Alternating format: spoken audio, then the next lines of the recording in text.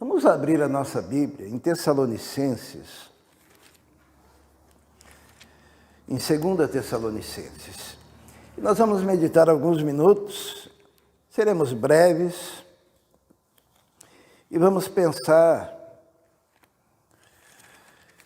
sobre o mundo que vivemos hoje e a igreja que Deus colocou nesse mundo e que tem essa responsabilidade tão grande na pregação do Evangelho. 2 Tessalonicenses, no capítulo 2. É interessante o Israel ter falado sobre nós ficarmos dentro dos limites da palavra de Deus, porque esse texto, e eu nem sabia o que ele iria dizer, né?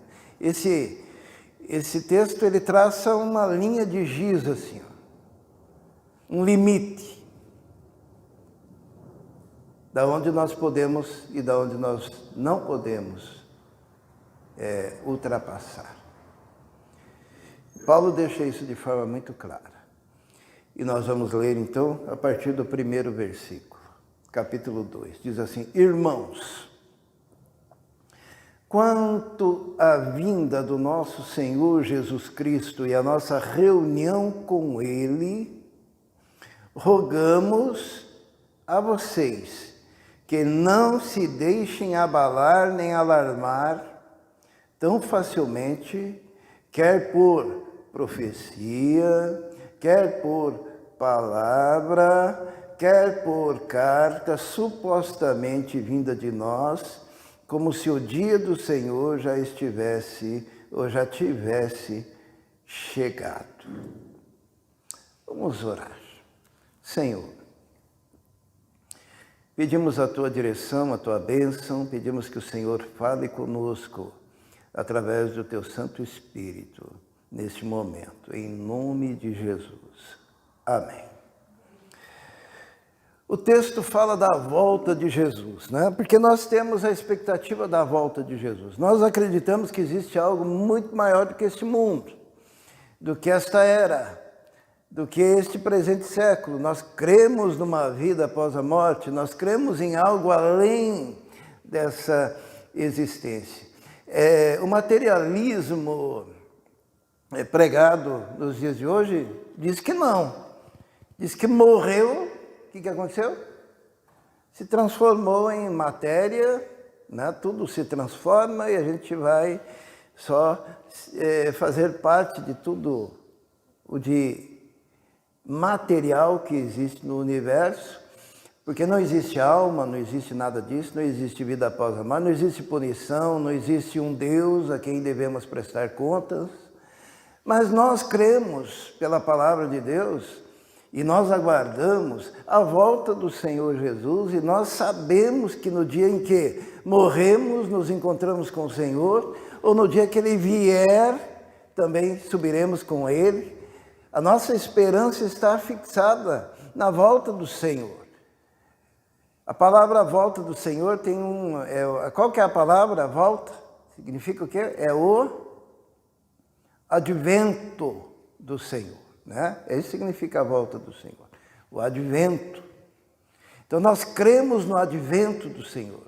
Nós cremos na promessa da volta do Senhor.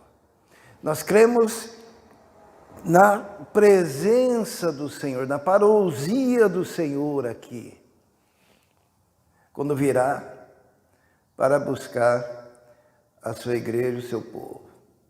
O Senhor virá. Mas Paulo, ele diz assim: irmãos, quanto à vinda do nosso Senhor Jesus Cristo, a nossa reunião com Ele, isto é, não é só que Ele volte, mas nós nos reuniremos com o Senhor. Paulo, ele roga para que não se deixem abalar nem alarmar tão facilmente, isto é, não era para nós sermos impactados. Ele está falando aqui para a igreja dos Tessalonicenses, e ele coloca aqui algumas coisas que nós não podemos aceitar. E aqui está aquela risca de giz que o Israel falou ali, ó, não ultrapasse daqui que você vai estar errando. E ele diz assim, olha, não se deixem abalar nem alarmar tão facilmente, quer por profecia, isto é, Se vier um profeta e falar, ó, Jesus, ele já veio, tá? Jesus, ele já veio. Ou o profeta dizer, olha, Jesus vai vir e ele marcar uma data. Paulo diz, olha, não se deixe, eu rogo, é mais do que pedir, é um rogo, não se deixem abalar nem alarmar tão facilmente, quer por profecia, quer por palavra. Então, se aparecer um pregador falando, não acreditem que a parousia, né, que é a presença de Jesus, ou o advento, que seria a sua volta, já tivesse, de alguma maneira, acontecido. Ele diz assim, nem por profecia, nem por palavra, quer por carta supostamente vinda de nós. O apóstolo Paulo está dizendo assim, olha, se começar a chegar carta, porque Paulo se comunicava com as igrejas que ele havia fundado, através de cartas, de epístolas, que são estas que nós temos aqui, ó, na Bíblia, né? Então, naquela época, Paulo escrevia, e tinha muita carta falsa. Então, o indivíduo, ele queria ser lido, o que ele fazia? Ele assinava em nome do apóstolo Paulo. Ele escrevia as suas cartas para a igreja e, no final, colocava a marca do apóstolo Paulo. E Paulo, ele diz aqui o quê? Nem por carta supostamente vinda de nós. Ele está usando nós aqui, se referindo a ele, né? A ele mesmo. Não era para aceitar. Então, não é para aceitar profecia, não é para aceitar pregação ou palavra, não é para aceitar carta falsificada, como se fora do apóstolo Paulo. Não era para acreditar nessas coisas, como se o dia do Senhor já tivesse chegado. Está vendo aqui que ele traça um risco e diz, olha, não acreditem nessas coisas. Não acreditem nessas coisas. Os irmãos sabem como é que eram as cartas paulinas, né? O apóstolo Paulo, quando ele teve aquele encontro com Jesus a caminho de Damasco, que ele viu aquela grande luz, tudo indica que, quando ele ficou cego, aquilo o afetou para o resto da sua vida. Ele conseguiu enxergar novamente, mas ele tinha muita dificuldade. E por isso que ele fala assim, olha com que grandes letras vos escrevo, quando ele assinava as suas cartas. E Paulo, ele teve que contratar um amanuense. Os irmãos sabem o que é um amanuense? É um secretário particular. Como que era o nome dele? Alguém sabe? Tércio. Ah, Tércio. Por isso que lá em Romanos, no final, diz assim, eu, Tércio, que escrevi esta carta.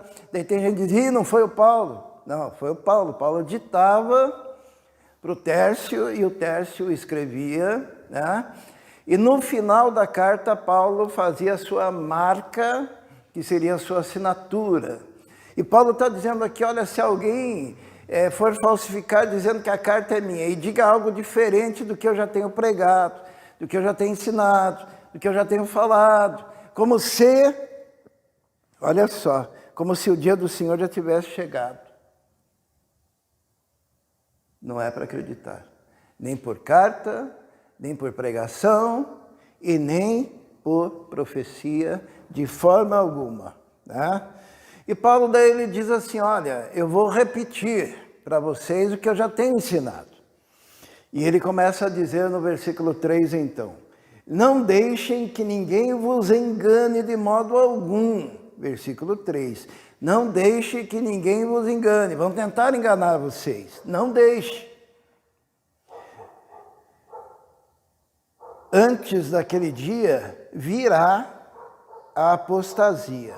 Primeira coisa que Paulo diz, antes da volta do Senhor Jesus, virá a apostasia. O que é apostasia? O que é apostatar-se? É o abandono da fé. é o abandono dos princípios elementares da fé cristã.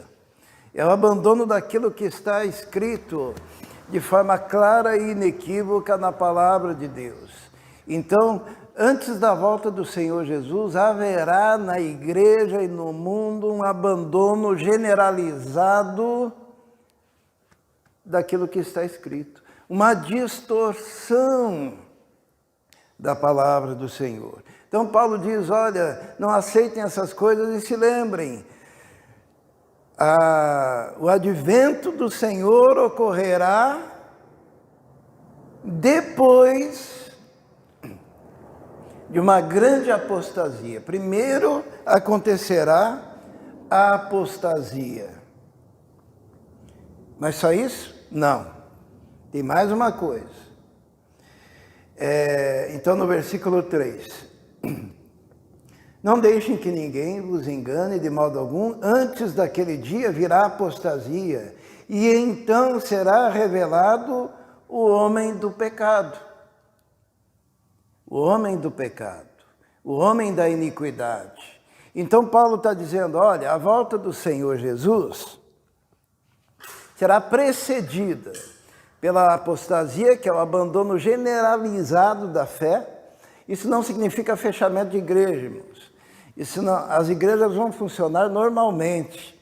Isso não significa que não haverá um chamado povo aí pregando e falando tudo quanto é esquina. Não, mas será um povo apóstata. Um povo que abandonou a fé.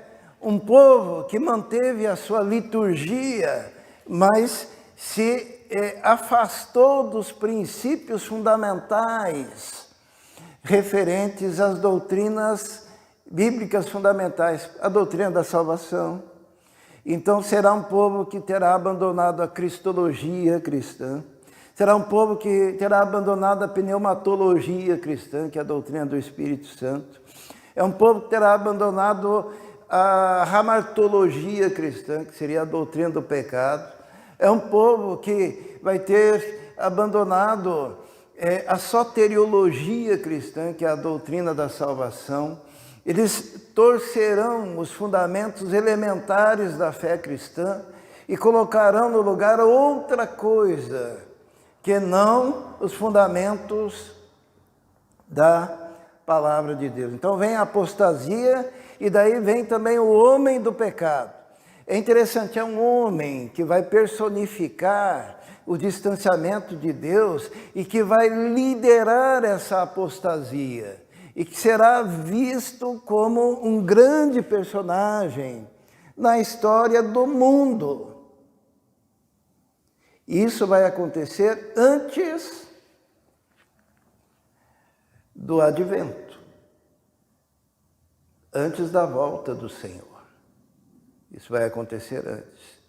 Então, se falarem que Jesus mesmo ensinou, se disser, eis que o Filho do Homem está ali, eis que está dentro de uma casa, eis que está no deserto, não creiais, porque não será assim. Não será dessa forma. E a igreja remanescente, o povo remanescente de Deus, vai permanecer fiel, mas será o que a Bíblia chama do toco de Jacó. O que é o toco? É aquela raiz que permanece numa terra árida e que aguarda para que os seus renovos comecem a brotar, porque permanecerá na terra a igreja do Senhor, mas como remanescente fiel. Vamos ver as características desse homem do pecado, está logo em seguida. Então vamos ler de novo, ou melhor, o versículo 4 fala sobre ele. Este se opõe e se exalta acima de tudo que se chama Deus ou é objeto de adoração, chegando até a sentar-se no santuário de Deus, proclamando que Ele mesmo é Deus. Então, olha bem, o opositor da igreja do Senhor e do povo de Deus será aquele que tentará substituir todos os espaços da própria igreja e do próprio Deus aqui na terra. Ele assentar-se-á como Deus e quererá dizer de si mesmo que ele tem os atributos de Deus. É dessa forma, é dessa maneira que vai acontecer. É muito interessante porque nós estamos vivendo uma época que o mundo está sendo preparado para isso, né? Eu me surpreendo muito com o raciocínio atual, né? Eu sou de um tempo em que havia uma coisa chamada princípio da não contradição, né? Isto é, se uma coisa fosse verdadeira, o contrário daquilo seria falso, certo? Hoje nós conseguimos viver numa sociedade em que quatro coisas contraditórias entre si são ditas como verdade e isso ao mesmo tempo, né? Ao passo que mesmo se ensina que não existe mais uma coisa chamada verdade. Então, existe uma manifestação na sociedade hoje que é a exaltação do erro. Então, vamos ler como que esse anticristo irá estabelecer o seu domínio. A partir do versículo 5, diz assim: não se lembram de que quando eu ainda estava com vocês, costumava lhes falar dessas coisas? E agora vocês sabem o que eu está detendo, para que ele seja revelado no seu devido tempo. A verdade é que o mistério da iniquidade já está em ação, restando apenas que seja afastado aquele que o detém. Então, o mistério da iniquidade já agia na época de Paulo, agiu durante toda a história do mundo até os dias de hoje, e esse mistério da iniquidade opera ainda hoje na sociedade, e a única coisa que se contrapõe a essa ação do mal é o Espírito Santo e a igreja presente na terra, a voz de Deus na terra, a trombeta de Deus na terra, a palavra do Senhor sendo dita aqui na terra. Se nós nos calarmos, o que Jesus falou? Não lembra? As pedras clamarão.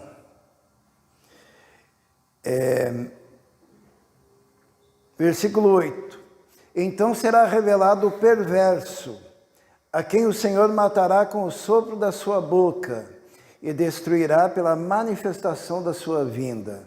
A vinda deste perverso é segundo a ação de Satanás, com todo o poder e sinais e com maravilhas enganadoras.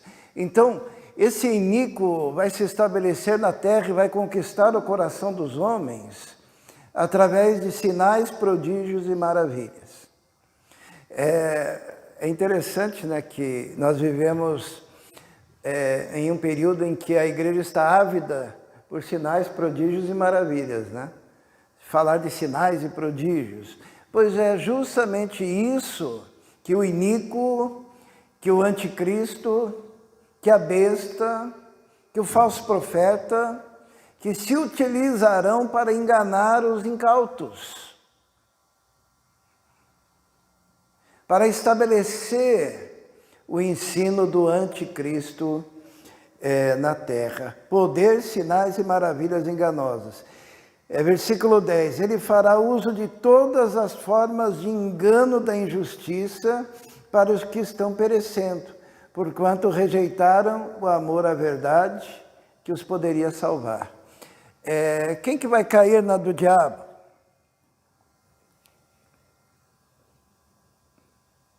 Está escrito aqui, no versículo 10. Ele fará uso de todas as formas de engano da injustiça para os que estão perecendo, porquanto rejeitaram o quê? O amor à verdade, que os poderia salvar. Se você não ama a verdade, se você não deseja a verdade, se você não deseja aquilo que é, se você é relativista, né? Se você relativiza, as coisas. Você é um prato preparado para ser enganado pelo diabo. Por quê? Porque há aqui uma equação muito simples. Você não ama a verdade, daí Deus dá para você aquilo que você quer. Se você não ama a verdade, o que você quer? A mentira. E alguém pode dizer, mas Deus não dá isso para ninguém. Será que dá ou não dá? Deus entrega a pessoa para aquilo que ela deseja. Nós encontramos isso diversas vezes na Bíblia. Por exemplo, aqui mesmo diz assim, ó, no versículo 11.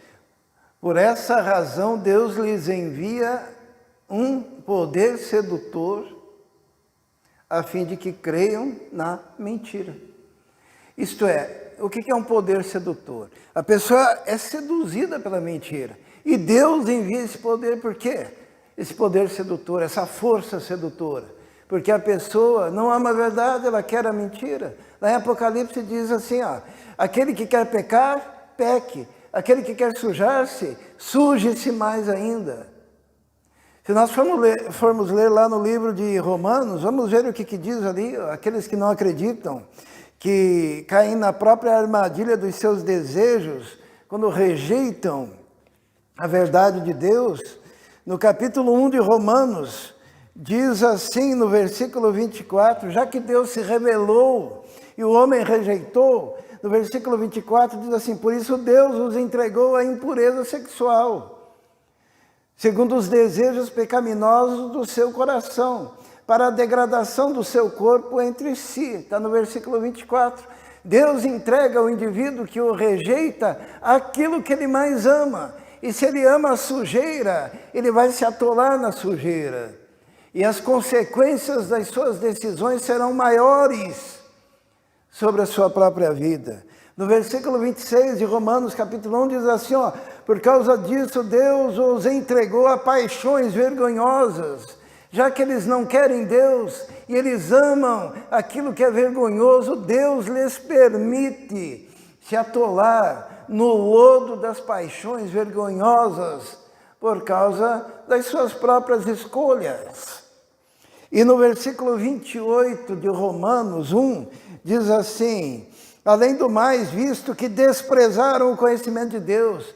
Quando a pessoa despreza o conhecimento de Deus, o que é desprezo? Desprezo é fazer pouco caso, desprezo é não respeitar, desprezo é ignorar, desprezo é passar adiante, desprezo é não dar valor. E se você faz tudo isso, porque desprezaram o conhecimento de Deus, Ele os entregou uma disposição mental reprovável para praticarem o que não deviam. É isso que acontece. E lá no livro de 2 Tessalonicenses, que nós estamos lendo, vamos voltar lá.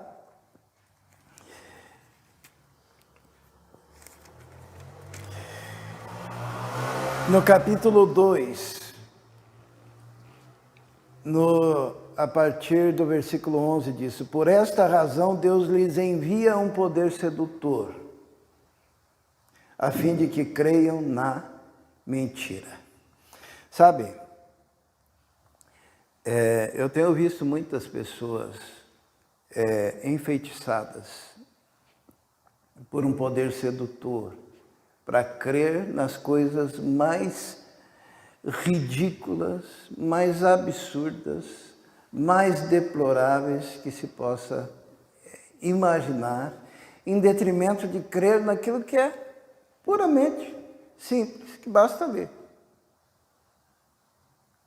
Porque a pessoa está entregue à sua própria depravação. No versículo 12 diz assim, sejam condenados todos os que não creram na verdade, mas tiveram prazer na injustiça. Olha que coisa terrível. Essa descrição que Paulo faz aqui, ele a faz para a igreja de Tessalônica, porque havia uma tentação muito grande de acreditar em coisas extra,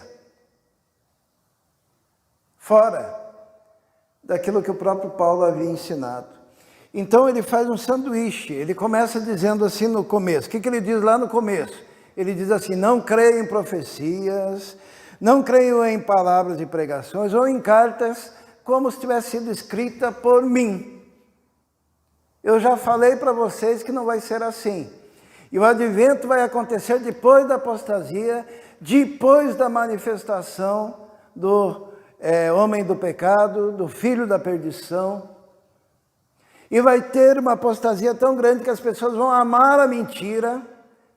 Então Paulo ensina tudo isso. Só que logo em seguida, no versículo 13, ele repete e dá os parâmetros para a igreja. Ele diz assim: mas nós devemos, no versículo 13, né? Mas nós devemos sempre dar graças a Deus por vocês, irmãos, amados pelo Senhor. Porque desde o princípio Deus os escolheu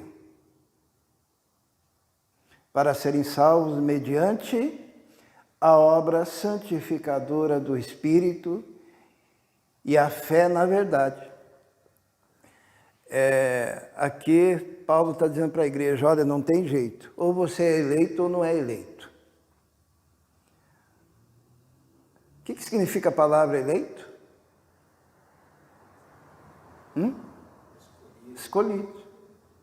E quem são os escolhidos? Os escolhidos são aqueles que creram. Creram no quê? Na verdade. Paulo diz assim: porque desde o princípio Deus os escolheu. Desde o princípio significa lá na eternidade, tá? Deus os escolheu para quê? Para serem salvos mediante a obra santificadora do Espírito e a fé na verdade. Então Deus escolheu e Deus mandou o meio. Qual que é o meio? A obra santificadora do Espírito e a fé na verdade. Isto Deus quer salvar o Carlos, tá? Lá na eternidade, antes do Carlos existir. O que o Carlos vai encontrar na vida dele? Ele vai encontrar a obra santificadora do Espírito Santo e a oportunidade da fé na verdade. Esse é o teu lado. O lado que era de Deus, ele já fez. Mas você pode rejeitar a verdade. E Deus então pega. Então, se você não quer, te entrega a operação do erro. E a pior coisa da operação do erro, graças a Deus você é escolhido e você aceitou a obra do Espírito. Mas a operação do erro faz a pessoa ficar cega. A operação do erro faz com que a pessoa rejeite a verdade e creia na mentira. Segunda coisa que aparece no versículo 14, Paulo diz: ele os chamou. Então Deus, ele elege, ele chama para isso por meio do nosso evangelho. É interessante que Paulo, ele não se faz de rogado. Deus elegeu o meio, a obra santificadora do Espírito Santo e a fé na verdade, e Deus chama através do quê? Paulo diz: do meu evangelho. Não é de qualquer evangelho. É o evangelho que Paulo pregou. Não é o evangelho que o fulano, ciclano, beltrano, não sei o que lá mais pregou. Mas é o evangelho que foi recebido por revelação e que foi escrito aqui para nós.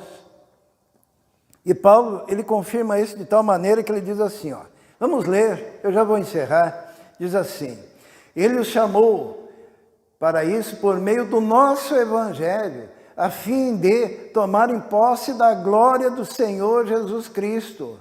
Portanto, prestem atenção, portanto, irmãos, permaneçam firmes e apeguem-se às tradições que lhes foram ensinadas.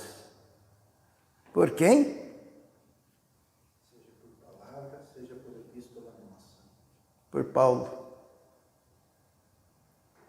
Paulo, ele começa dizendo: olha, não creiam em qualquer carta como se fosse escrita por mim, não creio em palavra, não creio em profecia, não creio em nada disso, mas olha bem, vocês devem permanecer e se apegar nas tradições que ele implementou na igreja. Quem não gosta de ser tradicional né? É para se apegar às tradições. Hoje em dia existe uma rejeição às tradições, né? Querem inventar coisa nova, mas Paulo diz, ó, fica com aquilo que é mais seguro. E Paulo ele diz assim, eu gosto dessa tradução aqui, eu não sei como é que está na versão do Israel, mas diz assim, portanto, irmãos, permaneçam firmes e apeguem-se a tradições que lhes foram ensinadas, quer de viva voz. Está viva a voz aí? Como é que está? Seja por palavra. Seja por palavra. A questão de viva voz aqui, Paulo está dizendo, ó, o que vale é aquilo que eu falei. De viva voz, como pregador. Viva voz. Por quê? Porque ele quer estabelecer o fato de que ele é o apóstolo dos gentios e que Deus havia em Cristo se revelado a ele e revelado o evangelho da graça, que ele pregava e que ele escreveu para que nós tivéssemos acesso. Então ele diz, ó, o que eu preguei é aquilo que é. Quer por carta nós. E também fiquem nas cartas. Então, tem dois parâmetros aqui. Alguém já ouviu o apóstolo Paulo pregar? De viva voz? Não, né? Então, fiquem com as cartas que ele escreveu. Só. Tá? Se alguém acrescentar alguma coisa, pode crer que a pessoa já está entregue à operação do erro, tá? E já está fazendo a obra de Satanás, porque está fora da palavra de Deus. E finalmente ele diz assim, que o próprio Senhor Jesus Cristo e Deus nosso Pai, que nos amou e nos deu eterna consolação e boa esperança pela graça, deem ânimo ao coração de vocês e os fortaleçam para fazerem sempre o bem, tanto em atos como em palavras. Eu não consigo, a respeito de escatologia, ver uma palavra mais clara e objetiva para a igreja do presente século, assim como foi para a igreja primitiva.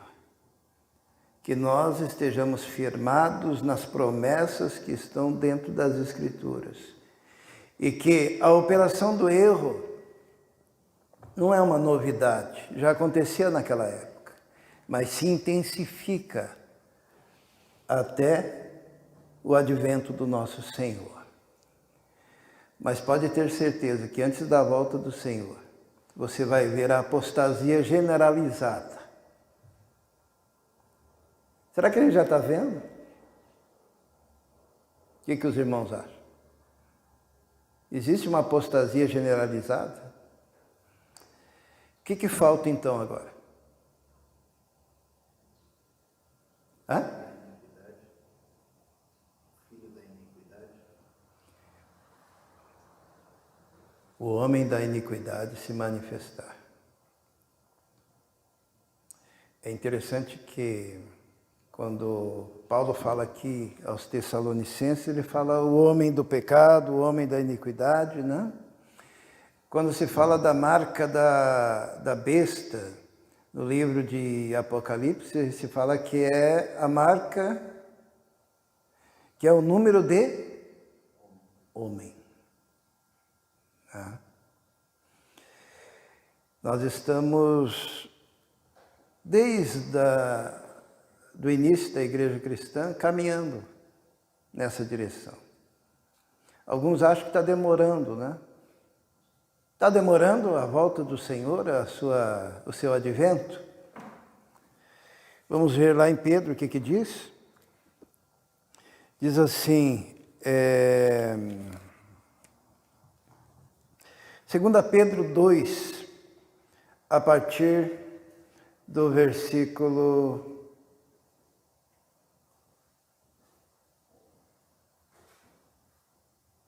3.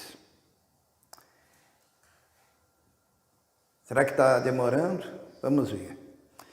2 Pedro 3,3 diz assim, antes de tudo saibam que nos últimos dias surgirão escarnecedores, zombando e seguindo suas próprias paixões.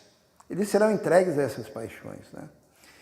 Eles dirão: o que houve com a promessa da sua vinda? Desde que os antepassados morreram, tudo continua, como desde o princípio da criação. Pedro responde, né? Eles deliberadamente se esquecem de que há muito tempo, pela palavra de Deus, existem os céus e a terra, esta formada da água e pela água. E pela água o mundo daquele tempo foi submerso e destruído. Pela mesma palavra os céus e a terra que agora existem estão reservados para o fogo, guardado para o dia do juízo e para a destruição dos ímpios. Não se esqueçam disto, amados. Para o Senhor um dia é como 1000 anos, e 1000 anos como um dia. O Senhor não demora em cumprir a sua promessa, como julgam alguns. Ao contrário, Ele é paciente com vocês, não querendo que ninguém pereça, mas que todos cheguem ao arrependimento. Então Jesus, Ele não está demorando, Ele está no seu tempo certo. Ele é longânimo, significa que Ele não quer que ninguém se perca. Porém, no versículo 10 diz assim: o dia do Senhor, porém, virá como ladrão, repentinamente. E uma das coisas mais doloridas será quando repentinamente o Senhor vier, como ladrão, né? Inesperadamente, essa é a ideia, e você ser um daqueles que rejeitou a revelação de Deus e a palavra do Senhor. Que dor, né? Tendo podido em tempo, porque Deus é longânimo e não quer que ninguém se perca. Em tempo você poderia ter feito a sua decisão de caminhar, de viver com o Senhor. Porque eleito lá na eternidade, mas chamado aqui, nesse tempo, mediante a ação do Espírito da graça, para aquele que crê e entrega a vida ao Senhor. Vamos orar. Senhor, muito obrigado porque Tua palavra é muito clara. Obrigado porque o Senhor colocou limites para que nós não fôssemos enganados. E os limites estão dentro das epístolas, dentro da Tua palavra, dentro da Bíblia, dentro dos 66 livros. Nós glorificamos o Teu nome por isso, Senhor. Pedimos que o Teu Espírito opere e que aquele que ainda não Te recebeu como único e todo suficiente Salvador, que possa fazê-lo, ó Deus, em tempo de ser recebido por Ti. Eu te peço isso em nome de Jesus. Amém.